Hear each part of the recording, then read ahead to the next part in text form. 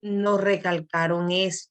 Es muy importante porque ustedes yo creo que les socializaron el manual de convivencia del Politécnico y por inasistencia pueden perder la asignatura.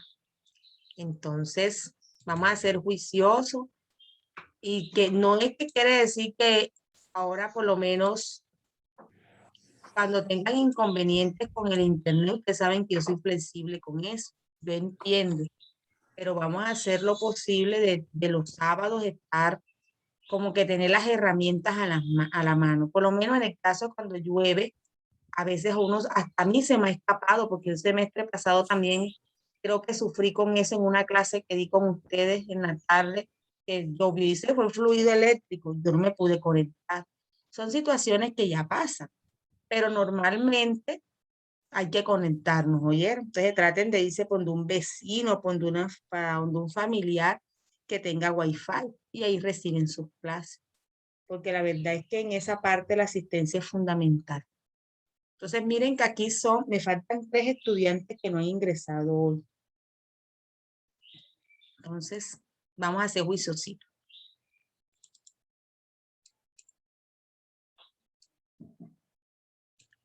Seguimos, mis amores.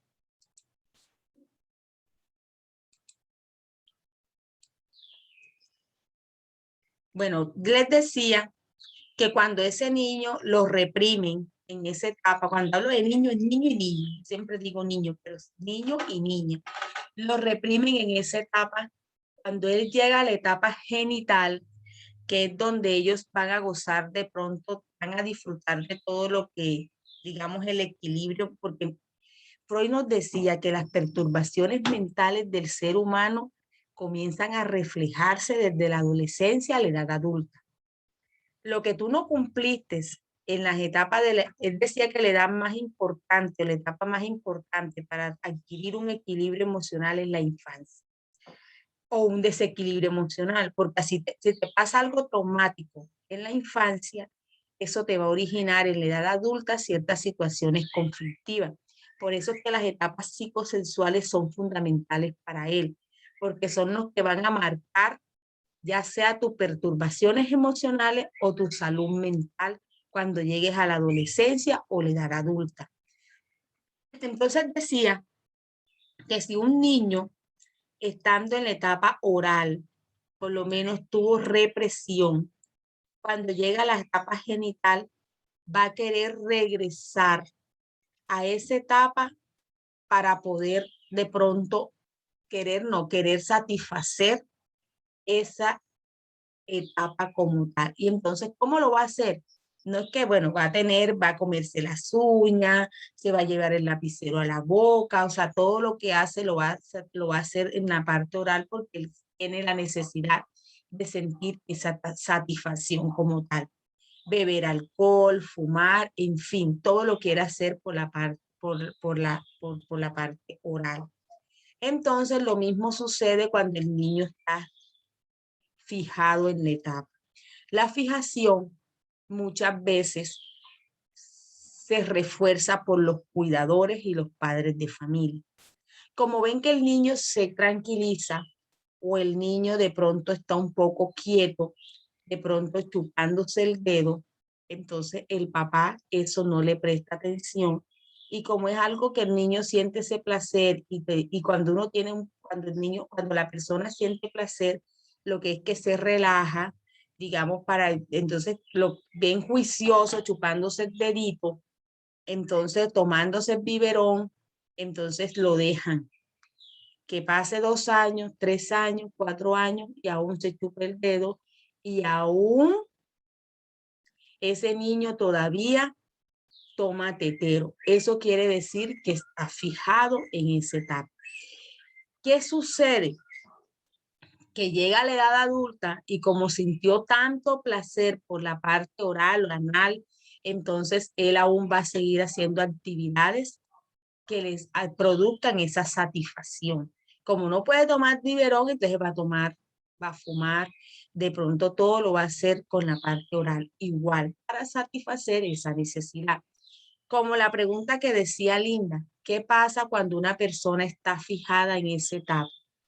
Primero que todo tenemos que ser conscientes que todo tiene un tiempo. Si yo veo que mi hijo, hija, o cuando estén trabajando con niños, ustedes ven que ya ha pasado la edad normal para que cumplan con las características de la etapa y siguen haciéndola, ustedes tienen que buscar estrategias para que el niño o esa niña deje esa actividad. Si el niño se chupa el dedito y tiene 4 años, busquemos estrategias. Vamos a ponerle algo en la manito para que no se lleve los deditos a la boca. Pero eso es paciencia. Tampoco lo podemos regañar, ni tampoco le podemos pegar por eso, pero tampoco podemos ser permisivos y dejar que lo haga. Entonces, ahí depende mucho de nosotros, cómo nosotros enfrentamos eso. Si el niño no quiere, hay que buscar ayuda profesional, porque si no, más adelante no pueden dejar pasar y que llega la juventud y el niño se viva todavía chupándose el dedo. Yo he tenido 2 casos de esta etapa. Un primo, que antes estudiaba psicología, eran primos que los primos que son como hermanos de uno. Yo sí veía que él se chupaba ese dedo y pasaba todo el día con un trapito envuelto en el dedo. Bueno, no, como que, ajá, pasaba como que un olor horrible. Entonces ese país se chupaba ese dedo con esa, pero mejor dicho, parecía que se estuviera comiendo un plato de comida, con esa gana. Él no salía a jugar, porque como ya tenía 12 años y uno se la montaba como un hack, que uno no sabía, uno de pronto le decía el chupadeo. Él se chupaba su dedo y él le costó. Mire, y tenía hasta, ya yo creo que estaba en el bachillerato y él inconscientemente se chupaba el dedo en clase.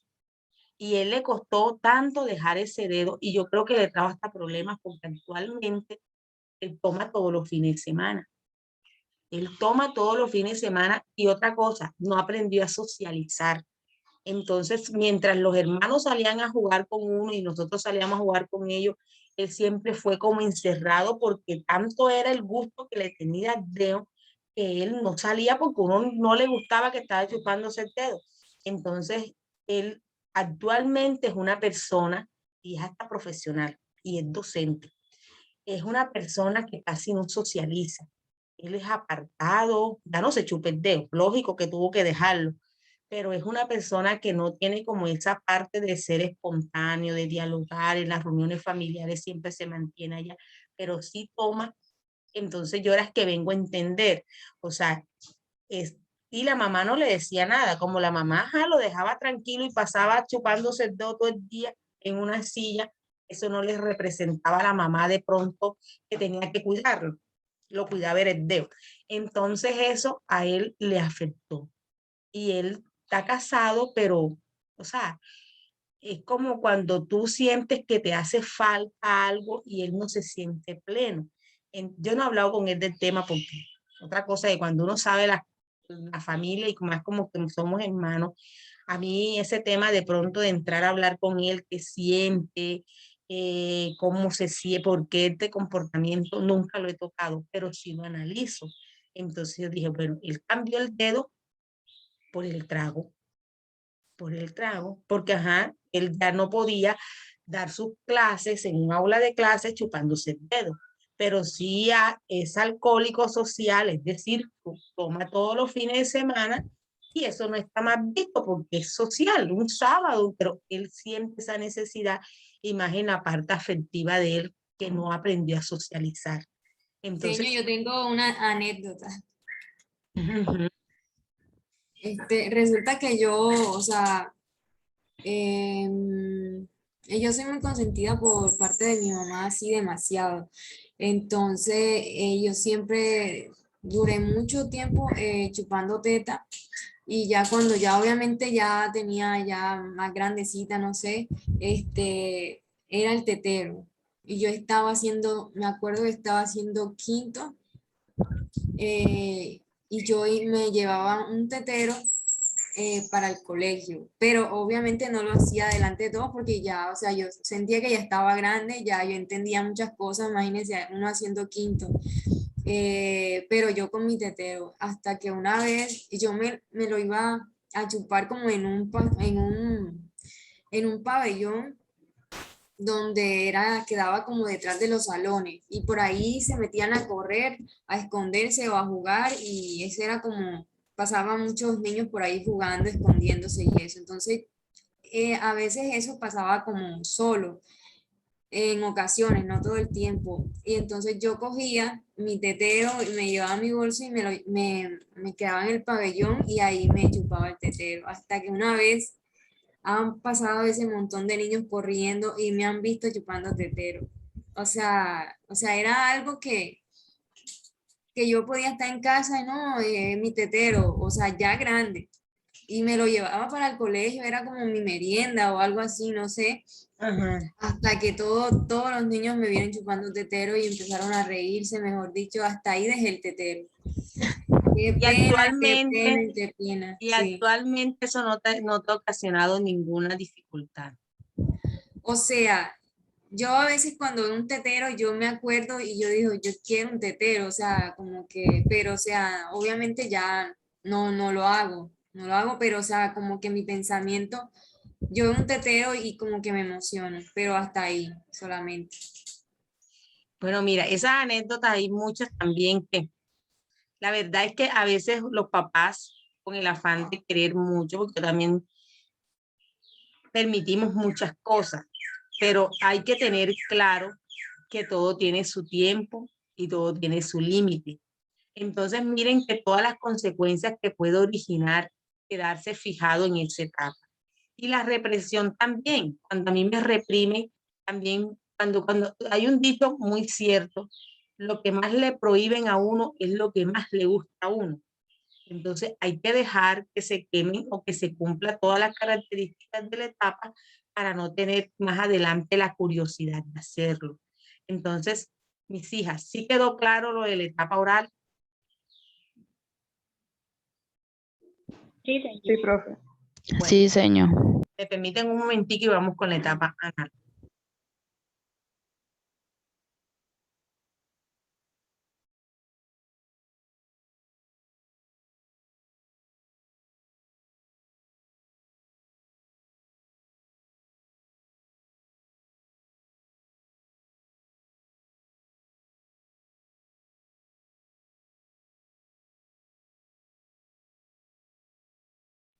Bueno, mis amores, ahora sí. Vamos con la etapa anal. La etapa anal va de los 2 años a los 4 años o 1 año o 3 años. Aquí sucede algo que los niños a esta etapa, ellos sienten satisfacción por la exploración de su cuerpo, de sus genitales. En esta etapa ya el niño está en un despertar, según Freud, en un despertar de la sensualidad, de conocer sus genitales. El niño siente curiosidad de saber qué tiene la niña, cuáles son los genitales de la niña y viceversa. La niña siente curiosidad de saber cuáles son los genitales que tienen los niños. Por eso es muy sano que los papás y las mamás, cuando tienen niños, que ellos puedan bañarse con sus hijos en ciertas edades. Por lo menos, cuando la mamá tiene una niña, la niña se tiene que bañar con su mamá para que la mamá le vaya explicando y reconociendo la parte genital. Porque si no le enseñamos eso, ellos van a tener esa curiosidad siempre y cuando se encuentre con un niño, entonces van a querer ver la curiosidad de ver qué es lo que tiene el niño debajo del interior. Eso es algo normal. ¿Qué pasa? Nosotros los adultos somos los que le colocamos le colocamos el título de morbosidad. Recuerden que nosotros en esta etapa el niño está explorando, hay una exploración. Freud nos decía que en esta etapa está relacionada mucho con la que es los controles de esfínteres. Los esfínteres, lo que uno dice, lo que es los popó, también chichi es orinar. Entonces, en esta etapa los niños como están descubriendo su cuerpo, El varoncito cuando ve que se está orinando y sale por su pene un líquido, eso para él genera curiosidad. Entonces ahí donde viene el rol del papá de explicarle cuál es la función de ese órgano genital. Y lo mismo las niñas, es donde le enseñan a las niñas que no puede hacer chichi de pie, sino que se tiene que sentar en un vacín a hacer sus necesidades y también hacer lo que son el esfínter en lo que es el popó como tal. Entonces, a veces habemos padres la no satisfacción de expresar esto, sino de reprimir y decir que eso es malo, eso no se puede hacer, le damos esa represión al niño o a la niña que más adelante puede originar en ellos, como decía Ada, un trastorno obsesivo compulsivo hacia diferentes, pueden ser acumuladores, gastar dinero, la limpieza, en fin. Y a veces hay niños que se quedan gustando esta etapa porque realmente fue placentera, les gusta y llegan los 4, 5, 6 años y aún siguen manipulando sus genitales. Entonces, eso también más adelante le pueden originar o le pueden desarrollar un trastorno obsesivo compulsivo hacia determinadas cosas.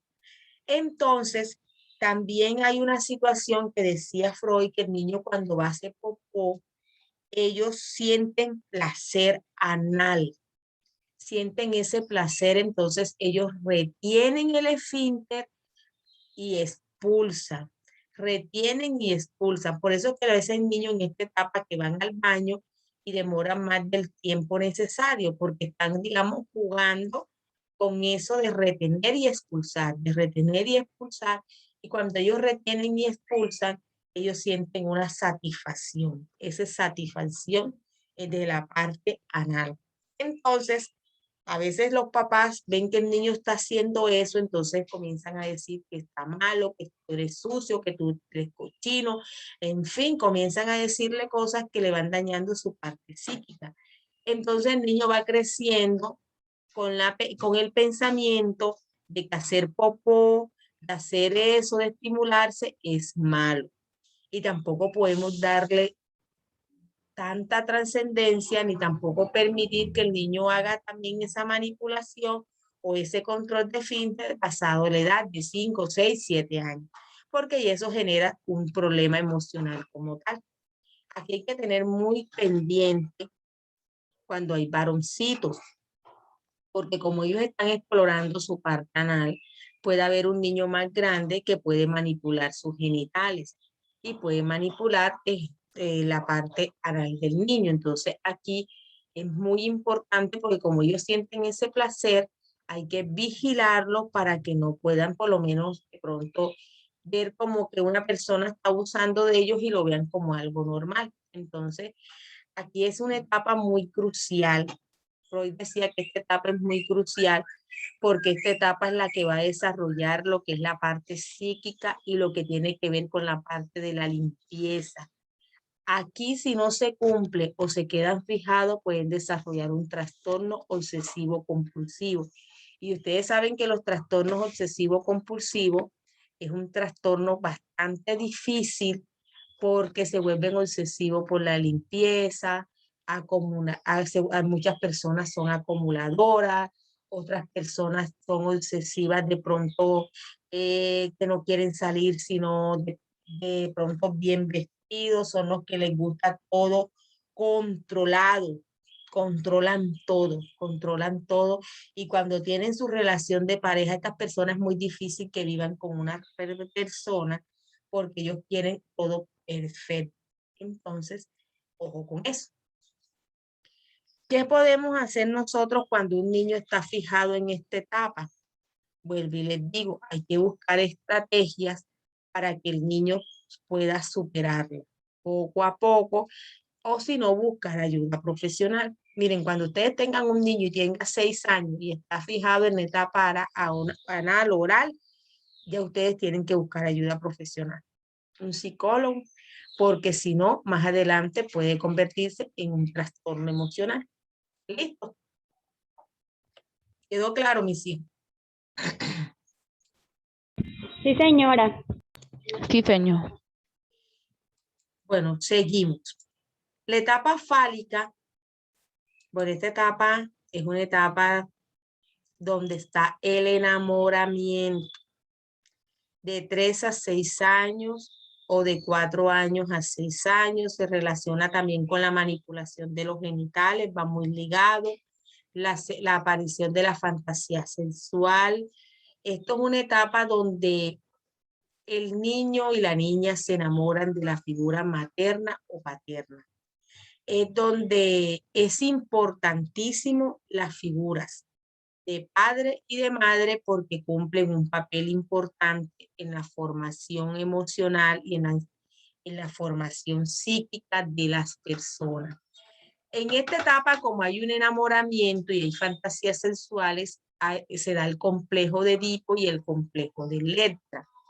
¿En qué consiste el complejo de Edipo? Cuando el niño se enamora de su mamá. Y Electra es viceversa, es cuando la niña se enamora de su papá.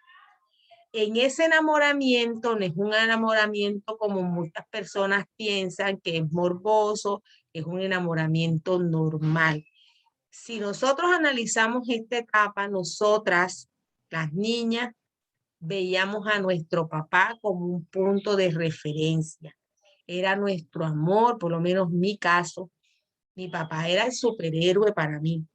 En esta etapa yo quería hacer todo con mi papá. Era como que de pronto ese primer amor que yo tuve. Entonces eso es normal en esta etapa.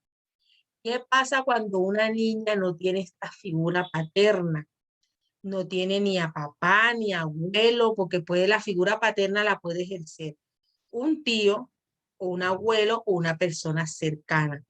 Si la niña no tiene esta figura paterna, sino que solamente vive con su mamá, más adelante, cuando esa niña tenga en la adolescencia y en la adultez, a ella no le van a gustar los niños de su propiedad, a ella le van a gustar personas con edades mayores porque está buscando ese afecto que no tuvo. Entonces, eso es también algo normal. Y no es que se enamore de una persona adulta por dinero, no.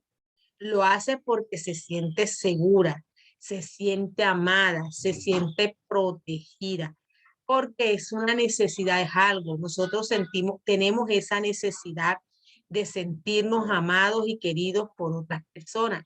Si no están nuestros papás, por otra persona. Entonces, en ese complejo de Edipo, es muy importante también que los varones tengan a su mamá para que ellos también puedan cumplir con esa etapa de enamoramiento. Entonces, esto va a ayudar a la parte psíquica del ser humano. Yo no sé si alguno de ustedes ha vivido esa experiencia, por lo menos en la experiencia, yo tengo amigas que por lo menos no vivieron con su mamá, no vivieron con su papá y actualmente viven con una persona mucho mayor que ellas. Y ellas nunca se enamoraron de personas de su misma edad porque no se sentían, o sea, los veían como inmaduros, como que no tienen, como no eran personas aterrizadas, como que no tenían un proyecto de vida. Claro, ellas las veían de esa manera porque realmente no llenaban lo que su vacío emocional. En cambio, con una persona adulta llena ese vacío emocional que tenemos, que tenían. Entonces, es importante que en esta etapa se cumpla estos dos complejos para evitar más adelante dificultades en la parte psíquica y del super yo. Ahora les explico el super yo acá. ¿Sí quedó claro, mis amores? ¿Hay alguna duda, inquietud? Los escucho. Sí, señor, está claro. Por mi Bueno, parte también, señor. bueno, mis amores.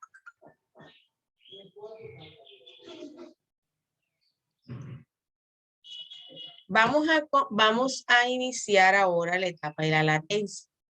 En esta etapa es de los 7 años, 6 años a los 11, 12 años antes de la adolescencia, preadolescencia. O en la preadolescencia, porque un niño que tiene 11 años ya puede estar en la preadolescencia. En esta etapa hay algo muy importante que es aparecen los impulsos sexuales. Lo que no se cumplió aquí comienzan a aflorar, no se dan a cabalidad, sino que comienzan a tener algunos comportamientos. El super yo se desarrolla más. ¿Qué es el super yo? Esto lo dimos en Fundamentos de la Psicología, el ello, el yo y el super yo. ¿Qué es el super yo?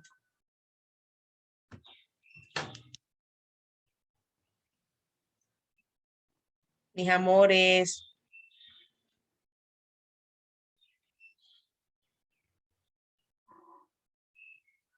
¿Qué es el super yo?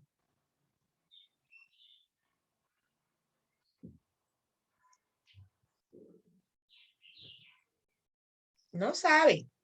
Es lo que representa los pensamientos morales. Los pensamientos morales. Bien. Todo lo que tiene que ver con quién más. ¿Quién fue la que participó? ¿Quién participó? Que no alcancé. Yo, Linda. Linda, bien linda, excelente. ¿Quién más tiene que decir? O sea, es como un estado de conciencia que nos dice cuando las cosas están bien o mal. Muy bien. Nati, ¿qué tienes que decir? Nati está calladita, se me. Nati. Profe, la verdad, no me acuerdo. Señor, lo que la persona quiere ser. Bien, miren. Ustedes saben que Freud hablaba del ello, el yo y el super yo, que son como la parte psíquica, la conformación de la parte psíquica del ser humano. Freud nos decía que el ello es todos los deseos, todo lo que tiene que ver con la parte instintiva del ser humano, o sea, los impulsos de deseo que nosotros tenemos. El super yo es lo que nos ayudan a formar nuestros padres, la parte moral, la parte de lo que está bueno, lo que está malo, la parte de la crianza, la conformación de lo que tiene que ver con la parte de pronto de valores. Entonces, el super yo, ya les voy a mostrar. Espérense un momentito. El super yo tiene que ver con las normas, la parte moral, la socialización, lo que a ti te van formando, lo que te van inculcando a lo largo de tu vida, de las reglas, que tienes que aprender esto, que esto está bueno, que esto está malo, que la parte religiosa, que la parte tradicional. Y el ello tiene que ver con el principio de el placer, hacer cosas de manera impulsiva. Y el yo es el que toma la decisión de cómo actuar, si te deja llevar por el ello o te deja llevar por el super yo. Entonces, aquí en esta etapa, lo que nos quiere decir en este proceso de la etapa de la latencia, es cuando nuestros padres, cuando nuestra cultura, cuando nuestros profesores nos enseñan lo que tiene que ser la parte normativa de los límites, de las reglas. Es cuando nuestros padres nos dicen, no hagas esto, si vas a hacer esto, lo tienes que hacer por esto, si tienes que dormir a esta hora, tienes que cumplir con estas labores, o sea, es cuando nos comienzan a formar esas reglas y la parte social de lo bueno y lo malo. Esto nos ayuda a nosotros, ese super yo nos ayuda a nosotros a tener conciencia de las cosas. Que al momento de tomar una decisión, no la hagamos dejándonos llevar por el ello, sino más que todo por lo que realmente consideramos bueno o malo para nuestra vida. Es como por lo menos cuando, no sé si una vez les coloqué este ejemplo, cuando un adolescente tiene su novio, y ustedes saben que hay un deseo, la adolescencia, está las hormonas, está todo lo que tiene que ver con la parte del querer tener relaciones sexuales. Un ejemplo, Adolescente, el novio le dice, vamos a tener relaciones, ya tenemos 6 meses de noviazgo, tal cosa. Entonces comienza como que a decir, y hay un deseo, porque está en la parte de querer experimentar algo. Entonces está la parte de ella que dice, no lo puedo hacer porque mi mamá, mi papá me ha inculcado de que tengo que valorarme, que tengo que respetarme, que tengo que por lo menos tener unos principios éticos, unos principios religiosos, eso no va contra mi formación. Entonces el yo es el que decide si tú tienes relaciones o si tú realmente analizas bien la situación teniendo presente lo que te han formado en tu casa, las normas, las leyes y todo lo que tú tienes, los límites que te han formado.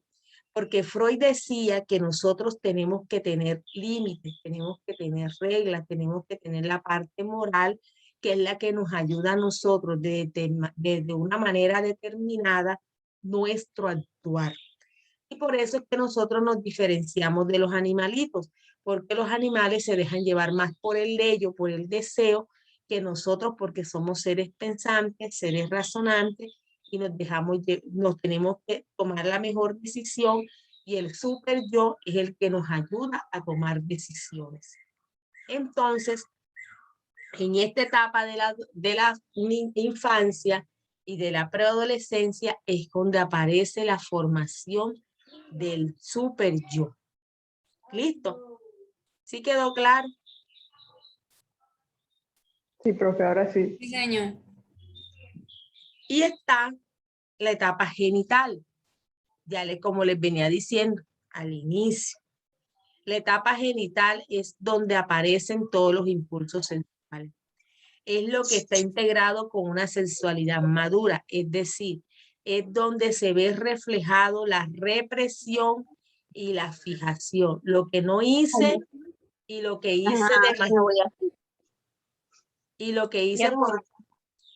hice por demasiado tiempo. A quien tiene el micrófono activado. No te dije que sí, mi amor. Bueno, ya la silencié. La etapa genital es la que me ayuda a mí, se me fue la idea. La etapa genital es donde se da la represión y la fijación, es donde ya se comienza a experimentar o se comienza a observar ciertos comportamientos que no se cumplieron o que se cumplieron o pasaron los límites de la edad normal en esta etapa como tal. Es cuando vemos que el niño sí fuma, el adolescente sí fuma, si es obsesivo compulsivo, si tiene el complejo de Electra, el complejo de Edipo, o cuando si no tiene su estructura del super yo formado. Entonces aquí es donde se ve como el reflejo de lo que no se hizo o de lo que se hizo demasiado en estas etapas anteriores. ¿Sí quedó claro, mis amores? Sí, Señor. profe. Sí, señor. Bueno, mis niñas. Esto era lo que Freud nos decía. Esto fue el aporte significativo que él le dio a lo que tiene que ver con la psicología del desarrollo. Les hago una pregunta. Después de explicar esta teoría, ¿ustedes qué punto de vista tienen referente a ella? Y si realmente es válido o no es válido para la psicología del desarrollo. ¿Ustedes qué piensan?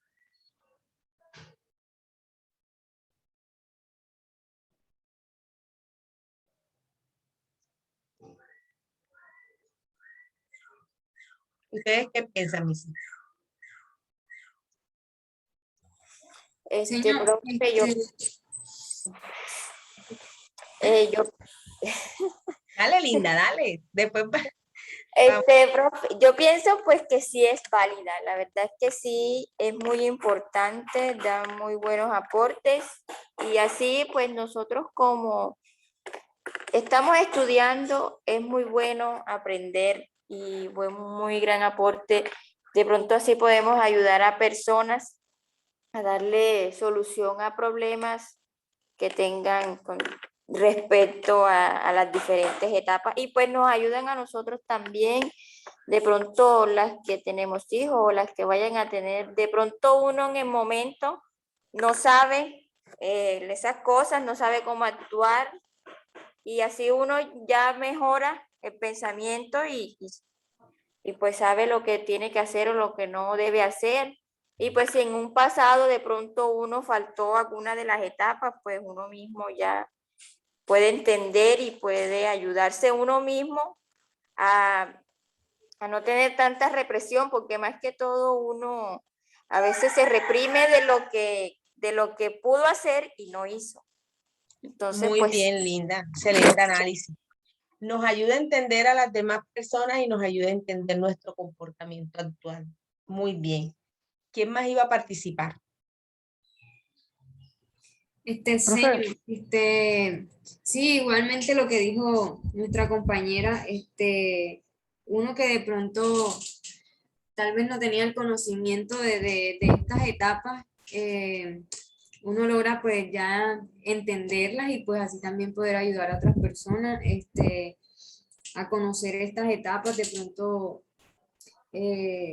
a dar consejos o alguna ayuda en estas etapas pues, de crecimiento. Muy bien, Ada. Muy bien. Nati, cuéntame. Profe, ¿podrías repetirme el punto que debemos tener en cuenta? Lo que yo les estaba preguntando, que si ustedes consideran que esta teoría de Freud o estas etapas de Freud son importantes, o sea, si son importantes o no son importantes en el proceso de desarrollo evolutivo del ser humano. Bueno, yo considero que pues sí, claramente son importantes.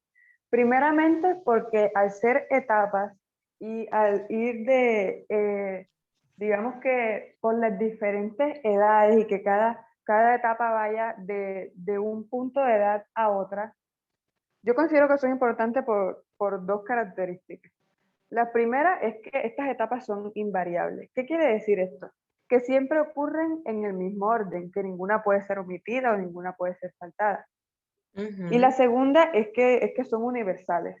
Entonces también es importante porque al nosotros conocerlos, podemos dárselos a conocer a las personas de cualquier parte del mundo. Y aunque sí, hay factores tanto hereditarios como ambientales que pueden afectar la velocidad con la que pues, cada niño va superando cada una de estas etapas, eso no quiere decir que no atravesamos todos por cada una de estas etapas. Muy bien, tu aporte, Nati, excelente. Nati dijo algo muy importante. Estas etapas son, digamos, universales. Todos tenemos que pasar por estas etapas. Y algo que se me olvidaba y que ella lo dijo, yo no puedo pasar la etapa anal sin antes haber pasado por la etapa oral. Todo tiene su secuencia, todo tiene su proceso cronológico como tal, ¿oyeron? Para que lo tengan presente. Gracias, Nati, por recordarme esa parte que se me estaba escapando. Muy bien, mis amores. Miren, teniendo claro esto y se nos está acabando el tiempo, les voy a asignar en plataforma una actividad sobre estas etapas. Van a seleccionar cada uno de ustedes 2 etapas del desarrollo psicosexuales de Freud y van a elaborar 2 estudios de caso. Van a tener presente la represión o la fijación y van a dar su plan de intervención. ¿Qué harían ustedes para darle solución a esa problemática? ¿Sí? Yo se los voy a escribir en plataforma para que ustedes lo tengan claro, pero son 2 estudios de caso de diferentes etapas psicosexuales, ya sea oral, anal, la fálica, la que ustedes quieran escoger. ¿Listo, mis amores? Sí, profe. Sí, señor. Entonces, en estos 5 minutos que nos hace falta, yo les voy a publicar la actividad en plataforma. profe, mire, con respecto a los trabajos, yo no se los había